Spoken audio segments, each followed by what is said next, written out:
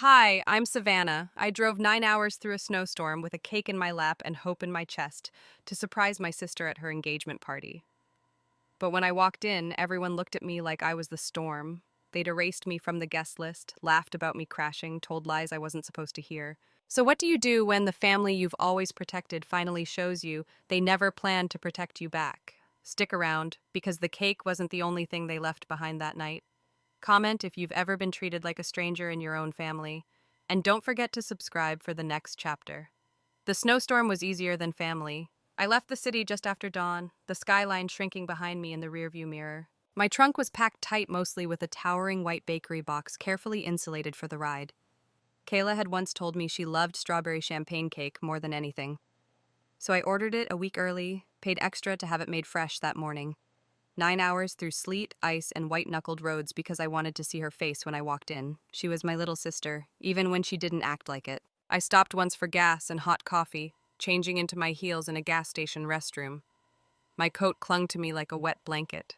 Still, I smiled, cheeks flushed from the wind, repeating in my head, "This is worth it. She's worth it." By the time I reached the upstate estate, my tires were crunching on gravel crusted in fresh snow. The mansion loomed like a bridal fairy tale. Gold lights twisted along wrought iron gates. String quartets echoed faintly from the main hall. I thought, this is going to be unforgettable. Just not in the way I imagined. As I handed my keys to the valet, he blinked at me twice. "Are you catering?" I laughed politely, assuming he was joking. "No, I'm family."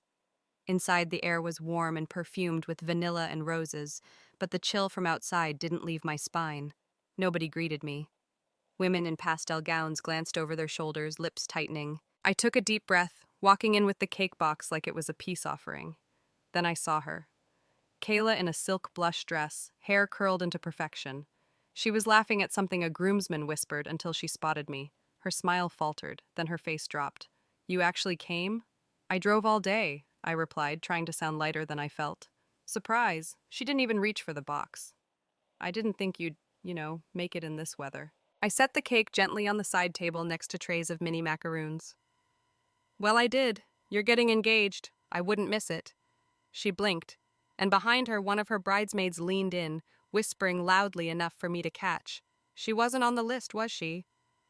I tried not to flinch, but then I saw at Kayla's expression. It wasn't one of shock. It was calculation. "I'll be right back," she muttered, disappearing into a side hallway. I stood there, ignored, as people flowed around me like I was part of the decor. I found my mother near the fireplace, dressed in pearls and navy. She offered a quick air kiss, then said with a strained smile, "Just don't make this about you, okay? Tonight is for Kayla." I forced a laugh. Of course. Then she glanced down at the wet hem of my coat and frowned. Kayla's fiancé passed by. I smiled at him. He nodded barely. I walked deeper into the house, passing framed engagement photos. Not one had me in it. By the dessert table, I overheard giggles. "Drama magnet. Every family's got one. Maybe she thinks this is a rehearsal dinner." For herself. They didn't even bother whispering. I found the coat room to drop off my things. Inside, I saw an ornate tray labeled Bridal Party Gifts. There were 10 boxes, sparkling jewelry, handwritten cards. My name was nowhere. I sat on the bench nearby, exhaling slow. Then my phone buzzed. A group text. Kayla's bridal party. I wasn't meant to be in it. Maybe someone accidentally added me, or maybe... The universe decided I deserved the truth. One message stood out. Time-stamped from earlier that day. "She doesn't fit the look. We'll say the list was full." Sent from Kayla's number. My throat dried. The corners of my eyes stung. I stepped back into the cold, breathing in the icy air like it might numb everything inside me. For a moment, I just stared at the snowbanks. This wasn't a misunderstanding. It was a plan, but just before I could reach it, a server stepped in with a practiced smile and said, "Oh, I'm sorry, that seat's for the DJ's assistant." I nodded silently, forcing a tight smile, the kind that says, "It's okay when it absolutely isn't." So I stood in the corner, alone.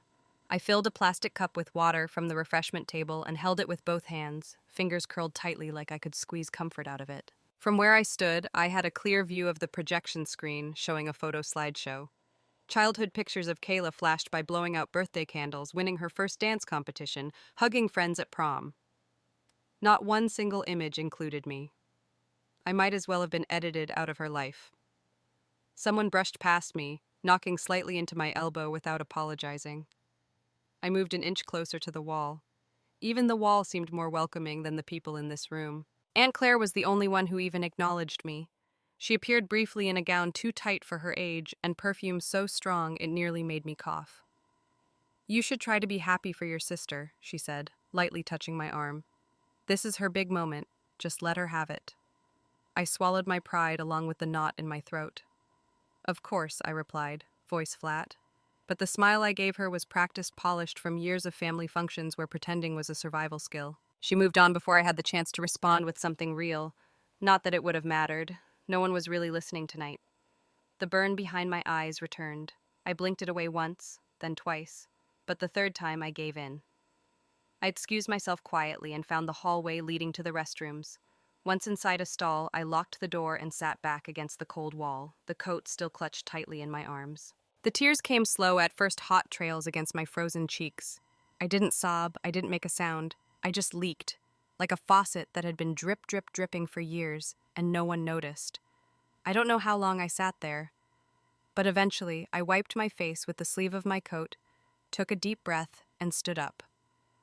The kind of breath you take before walking back into battle knowing you won't win, but refusing to lose silently. As I walked back toward the ballroom, I took a wrong turn, accidentally stepping into a service hallway I hadn't noticed before. The walls were tighter here, lined with rolling carts and trays of food. I paused to reorient myself, and that's when I heard it. Laughter. Familiar laughter. Then a voice. Kayla's voice. I froze. She was just around the bend, talking to someone. Maybe Blythe. Their tones were light, tipsy, unguarded. And then I heard my name. Accidents are revealing. I didn't move. I didn't even breathe.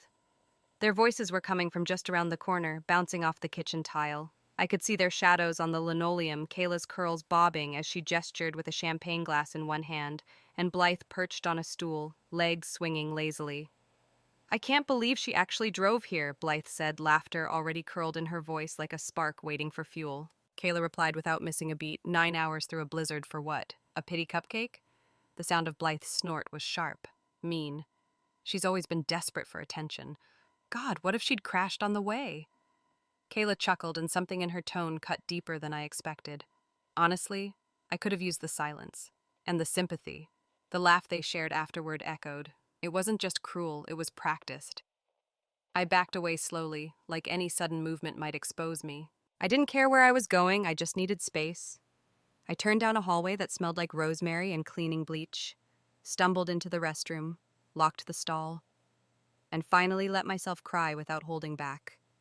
I wanted to scream, to demand answers, to storm out and throw that damn cake across the room. But I didn't. Instead, I pressed the back of my hand to my mouth, willing my sobs into silence. My phone buzzed in my pocket. One notification, a weather alert. Not a single message from anyone at the party, not a check-in, not a "hey, where are you?" from my mother? Nothing. I pulled up my text thread with her anyway, just to be sure. The last message was from me. Just arrived. Can't wait to see everyone. It had been read. No reply. My fingers scrolled through old messages on autopilot. I stopped at a photo from last Christmas, Kayla opening a gift, our mom smiling behind her, me partially cropped out at the edge. I remembered birthdays. No one showed up for college move-in day where my roommate's mom brought decorations, and mine dropped me at the curb with a tight hug and a "make us proud." And when I got promoted last year, the family newsletter didn't even mention it. But Kayla getting featured in a yoga studio flyer? Full paragraph. I wiped my face, checked myself in the mirror. Eyes red but dry, jaw clenched. My chest felt like stone. When I walked back toward the hall, I passed through the kitchen, hoping no one would notice. I saw the cake sitting where I'd left it, carefully packed in that silver box. The one with gold ribbon I picked out at 1 a.m. the night before. I took it out, removed the lid, and stared at it. A delicate 3-layer lemon cake with sugared violets, and a fondant banner that said, "To love, to laughter, to forever." It was still perfect, untouched. I set it on the counter. A server spotted me. "Ma'am, I'm sorry, guests aren't allowed." "I'm just leaving," I said. "I'm fine," I said quietly. I didn't wait for him to finish. I slipped through the service exit, pulling my coat tight around my shoulders. The wind bit at my cheeks as I stepped into the snow, but somehow, it stung less than what I had just heard. I reached my car, sat behind the wheel, and stared at my phone again. 14 missed calls from numbers I recognized, but none of them mattered anymore. I powered it off and tossed it on the passenger seat. That night, I didn't go home. I found a roadside motel, paid in cash, and didn't leave my name. I slept with the TV on, still dressed, waiting for the heartbreak to dull. I sat on the edge of the bed, staring at the floral wallpaper, listening to the low hum of the air conditioner even though it was freezing outside. The remote lay untouched beside me. I couldn't bring myself to watch anything, not a sitcom to laugh at, not a drama to distract me. Instead, I played that hallway conversation over and over in my mind. Every word Kayla had said felt carved into my skin. How many times had I given her the benefit of the doubt? How often had I defended her choices, even when they made no sense to me? I drove through whiteouts for her. She couldn't lift a phone to warn me I wasn't wanted, and yet part of me still wanted to believe this wasn't who she really was. But deep down, I already knew it was. I curled beneath the motel comforter, scratchy against my arms, and whispered to the ceiling, "What am I even doing here?" No answer came. Just the wind outside, rattling the window pane like it wanted to remind me I had always been on the outside, looking in. The motel curtains didn't block much sunlight. I woke up disoriented, still in my clothes from the night before, the faint smell of buttercream and snow clinging to my coat on the chair. My phone was blinking again. Missed calls. Unread messages. I sat up slowly and grabbed it off the side table, bracing myself, not for concern, but for what I already knew was waiting. "You embarrassed Kayla. Why would you leave the cake and disappear? You've always had a flair for drama." Not one message asked, "Are you okay?" I scrolled further, numb fingers tapping cold glass. The texts kept coming. A cousin I hadn't heard from in 2 years chimed in, "You always make everything about you." It was her night. And then the one that made my stomach turn, "Mom," in the family group chat. "She's been emotionally unstable lately. Just give her space." That was the story now, that I had shown up, caused a scene, and stormed out because I couldn't handle someone else's joy. No one mentioned the handmade cake I brought after a blizzard. No one asked about the bruising things I overheard. No one wanted to know why I left because the truth was too inconvenient. They needed a villain. And I had been nominated unanimously, it seemed. By mid-morning, Kayla had posted a photo from the party on Instagram. I stared at it for a full minute. She stood beaming, surrounded by her bridesmaids in matching white faux fur shawls. The caption read, "A perfect night with all the people I love. Had blessed #engaged life." I wasn't in the photo, I wasn't tagged, I wasn't even a footnote. I blinked down at a message from an old friend. "Hey, weren't you supposed to be at the party? Kayla said you couldn't make it. Everything okay?" I didn't reply. I just stared at the screen, realizing the rewrite had already begun. It wasn't just that they wanted me gone, it was that they wanted me erased. I sat in that cheap motel bed, the mattress springs poking through the sheets, and let my memories unspool. My high school graduation, no family photo. My first apartment, no housewarming gift. My last birthday, a gift card. Unsigned. This wasn't new, it had just finally made itself visible, like dust in sunlight. I packed slowly, wiping down the bathroom counter with a tissue out of sheer habit. Before I left town, I drove back past the estate. The snow had been shoveled clean like the night had never happened. Lights still twinkled on the trees out front, cheerfully oblivious. I parked across the street and stared at the building.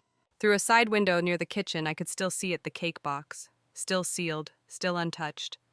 I snapped a photo through the glass. Not for revenge, for proof. Because someday someone might ask, was it really that bad? And I needed to be able to say, yes, it was. And here's what you didn't see. Back in my car, I plugged in my phone, finally checking voicemail. There were 14 missed calls. And one message from Kayla. "Look, we need to talk, but not in front of people. You took things way too personally." I didn't delete it, I just let it sit there, while the sun crawled lower in the sky, casting long blue shadows across the snowbank beside my car. I didn't call her back. But for the first time in years, I smiled. Because I wasn't going to explain myself anymore. Let them talk, let them twist. They'd written their version. Now I was ready to write mine. The snow had melted slightly overnight, leaving crusty patches of slush outside my apartment window. I sat at the kitchen table, still in my sleep shirt and leggings, coffee gone cold beside me. I hadn't planned to answer her call, but I was done hiding behind silence. So when Kayla's name flashed on the screen, I pressed accept and propped my phone against the sugar canister. The screen flickered, and there she was, polished, mascara still clinging to her lashes. The same soft curl in her hair from 2 nights ago, perfectly curated, just like always. "You picked the weirdest time to ghost," she said before I even got a word in. "People are asking questions. I didn't speak." Kayla leaned closer to her camera, her tone dropping. "You always overreact. You take things too personally. This weekend wasn't about you." Still, I stayed quiet. I'd learned that silence made them uncomfortable. She added, "I didn't mean for you to." She kept talking like that was supposed to make it better. You know how I get when I'm nervous. I say dumb things. "Blythe was just being funny. You took it out of context." She paused, clearly waiting for my forgiveness, or my guilt. I straightened my spine, and finally spoke. "I nearly died getting there, Kayla." She blinked. "I drove through a blizzard. I brought a cake I ordered weeks ago. I was drenched, cold, exhausted, but I showed up. And what I got in return was hearing you joke about me crashing about how silence would have been more convenient." "That's not fair," she started. "No," I interrupted, holding her gaze. "What's not fair is being treated like a ghost at your event. No seat, no photos, no acknowledgement. You erased me from your engagement like I was a stain on your perfect white dress." She scoffed, that laugh she uses when she's cornered. "You're making this into a whole thing. I'm not the villain here." I tilted my head. "Then stop acting like one." Her expression hardened. "You're trying to ruin my moment. You're making this ugly." "I'm not making anything," I said calmly. "I'm just done letting you rewrite the truth." She started talking over me again, faster now, desperate to steer the conversation back into her control. I didn't hang up. I muted her. For 30 seconds I watched her talk at the screen, unaware I couldn't hear a word she was saying. She waved her hands, her mouth tight. Eyes wild, then she finally noticed. I wasn't reacting. I ended the call. No slamming, no drama, just one press of a button. For once, she got to feel the echo of speaking into nothing. I stared at the blank screen for a moment before opening my email. I attached the catering invoice. The subject line was clean. "Receipt cake, Kayla's engagement." The body of the email had only one sentence. "Attached is the receipt for the cake I paid for the one that got left behind." I sent it to Mom, to Aunt Delia, to Kayla. Within minutes, a reply came from Mom's address, just 4 words. "This isn't helping, Savannah." I leaned back in my chair, exhaling slowly. No apology, no ownership, just another attempt to steer the spotlight away from what mattered. But I wasn't 15 anymore, trying to prove I belonged at the adult table. I wasn't 22, desperate for approval when I landed my first job and no one came to the celebration dinner. I wasn't begging anymore, I was documenting. And the truth was finally louder than their curated silence. By the time I finished my second cup of coffee Monday morning, my inbox had a new message. Subject: enough. From my mother. I opened it, expecting another cold reprimand. But this was different. Not angry, not concerned, calculated. "You've embarrassed our family enough," it began. "You're lucky you were even invited. Don't ruin Kayla's future out of jealousy." Attached beneath her note was a screenshot from a private group chat titled, "Family Core Planning Only." I wasn't in it, obviously, but they had been talking about me. Kayla had written, "She's not well. You know she's always twisted things. Just wait. She'll spin this into some sob story." Mom had replied with a thumbs up. Blythe chimed in. "We tried to include her. She's the one who always makes everything dramatic." The narrative was already spreading like rot beneath floorboards quiet. Dirty, hard to contain, and now it had a paper trail. What really hit wasn't just the betrayal, it was how rehearsed it all felt. Like they had contingency plans for me being a problem, and when I didn't give them one, they invented it. I leaned back from my laptop. The radiator hissed beside me, slow and steady, and I realized something in that moment. I wasn't hurt anymore. I was awake. Around noon, a coworker from my firm sent me a Slack message. "Hey, just so you know, someone shared a screenshot of a vague IG post about a meltdown." Bride's sister. Is that you? My pulse spiked. I checked Instagram, searched Kayla's profile. She'd posted a pastel-filtered photo of her holding champagne, her head tilted back in laughter. The caption read, "Sometimes jealousy wears a familiar face, but real love shines through." I didn't need her to tag me. Everyone close to her and me would know exactly who she meant, and that would have been bad enough. But a local wedding gossip blog had reposted the photo with a short anonymous story submitted by a bridesmaid at a recent upstate celebration, describing a family member arriving uninvited, demanding attention, and having a breakdown before vanishing. My mouth went dry. This wasn't family drama anymore, this was public. And that changed everything. I didn't scream, didn't throw anything. Instead, I opened a folder on my desktop titled Truth, neatly labeled. There were photos of the snow-covered roads, the receipt for the cake, a video clip of the untouched box through the window, screenshots of the messages I was never meant to see. I opened Instagram and posted 3 images: the cake sitting in the snow-lit kitchen, my frost-covered windshield after 9 hours on the road, a selfie I took outside the venue, wet hair, red cheeks, holding the cake box. My caption: sometimes you show up for people who wouldn't shovel your name off a sidewalk. But that's how you learn. Some things you do out of love. Some things teach you who deserves it. I turned off comments after 2 hours, right after they started pouring in. Some supportive, some confused, some asking for the full story. I wasn't ready to give it, but I'd given them enough. Then I opened my Gmail, composed a new message, attached a PDF of the chat screenshot and the Instagram post. The recipient? The PR department of the company where Kayla's fiancé worked. I didn't include any commentary. Just the materials. If he wanted a marriage built on curated lies, let him see how they got built. No revenge, I whispered aloud. Just consequences. That evening, as the snow returned and began to patter gently against my windows, my phone buzzed again. A text from Blythe. You didn't hear this from me, but Kayla's fiancé just postponed the engagement dinner with his parents. Said something came up. I didn't respond. I didn't need to respond. I curled up on my couch, lit a candle, and pulled the thick blanket over my legs. For once, I didn't feel like the storm in the story, I felt like the break in the clouds. Saturday morning arrived, dressed in sunshine, pretending nothing was broken. But the moment I stepped into Aunt Ray's house, I could feel it, that crackling electricity in the air, the kind that hums right before lightning strikes. She greeted me at the door with a polite squeeze of the shoulder and a whisper, "Don't let them make you small."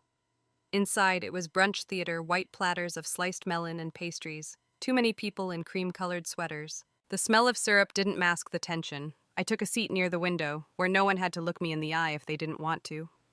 Most didn't. Kayla stood at the far end of the dining room, champagne flute in hand, center stage as always.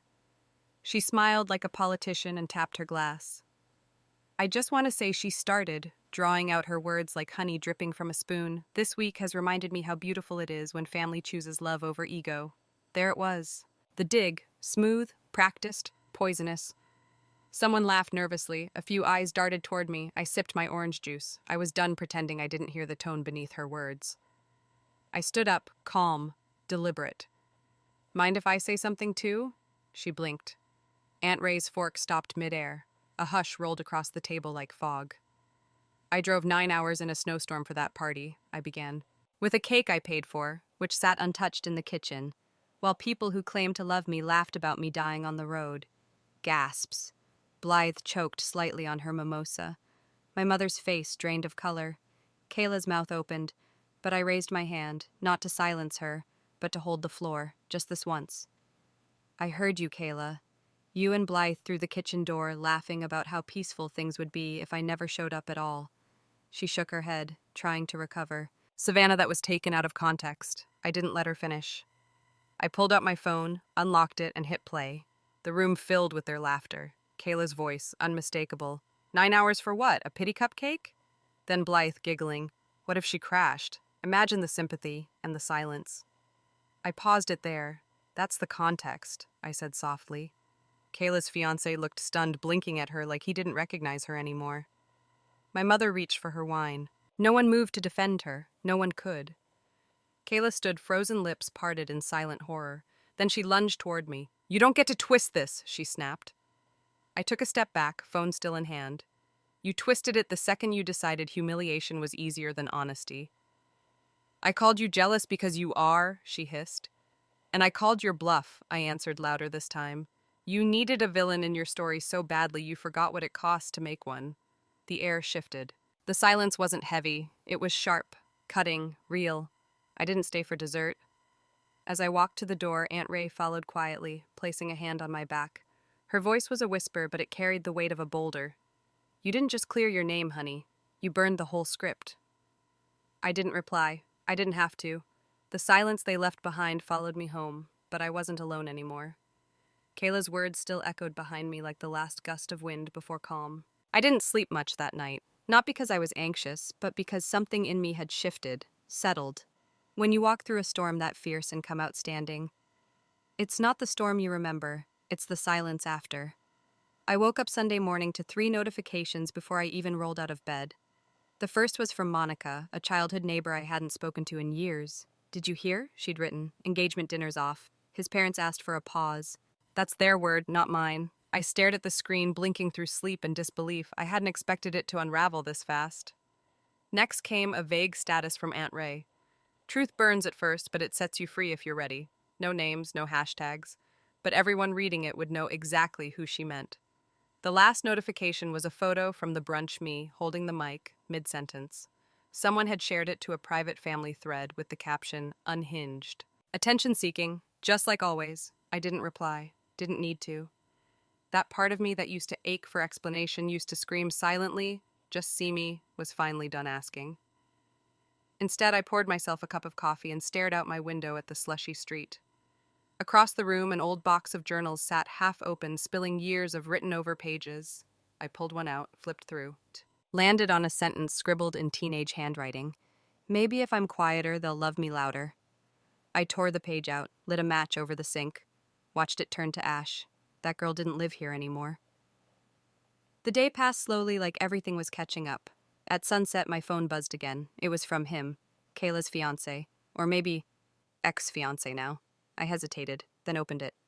"I'm sorry," he wrote. "You didn't deserve that. I heard everything." I didn't speak up, and I regret it. I read the message twice, not because I needed to feel vindicated, just surprised. There was something in his tone that didn't ask for forgiveness. It offered accountability. It didn't fix anything. But it meant I wasn't crazy. An hour later, another message arrived, from Blythe.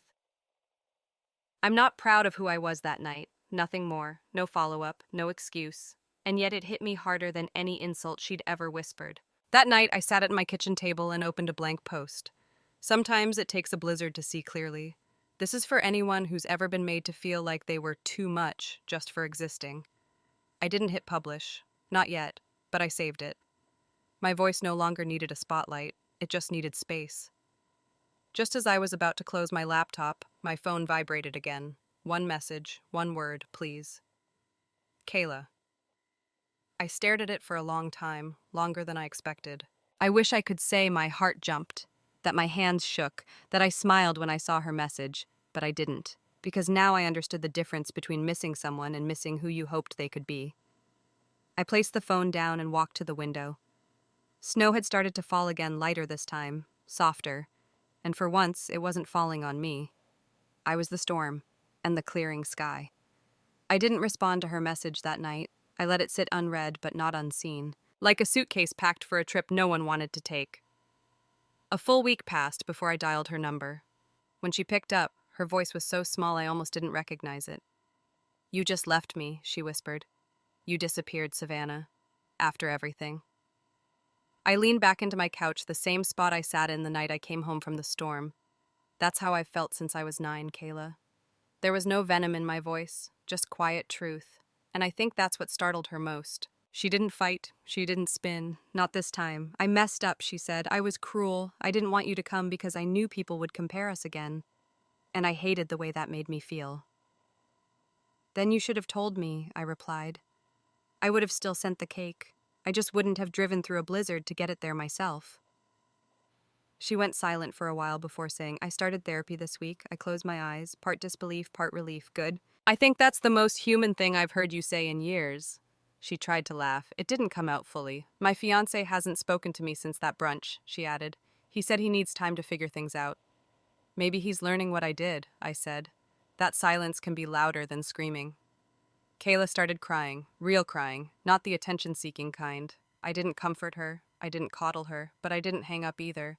"I don't hate you," I said finally. "But I can't just go back to how things were. I'm done playing the background." I didn't expect a reply. She just stayed on the line, breathing through the distance, and after a few more moments, we both hung up. Nothing dramatic, just done. Later that night, I opened the draft I'd saved. I reread it 3 times before hitting post. To the quiet one at the table, you are not invisible. You don't need their permission to speak. Sometimes your story begins where their lies end. It didn't take long before notifications lit up. Messages from old classmates, coworkers, even extended family members I hadn't heard from in years. Some apologized, some just said thank you. I didn't respond to most. I didn't need to. The next morning, I walked 2 blocks in the chilly air to the little bakery near my apartment. The same one I'd visited a month ago when I placed that order for the cake that never got cut. I ordered another one, something simple this time. Just white frosting, with gold dust. No names, no messages, just peace. Back home, I lit a candle on top and sat by the window, slicing the first piece for myself. I didn't toast. I didn't cry. I just sat and ate. Quiet. Complete. Outside, the snow had long melted. Puddles gathered along the curbs, reflecting clear skies above. Not every ending needs to be loud. Some just need to be honest. And this one belonged to me. Sometimes the storm doesn't come to destroy. It comes to clear the air. Savannah's story reminds us that silence isn't always peace. And standing up for yourself doesn't make you cruel, it makes you free. Have you ever been treated like you were too much, just for existing? Or had to walk away from family to finally find your voice? Share your thoughts in the comments below. We'd love to hear your story. And if you believe in stories that heal, that fight back, that matter, don't forget to like, subscribe, and turn on notifications so you never miss the next one. Your voice belongs here.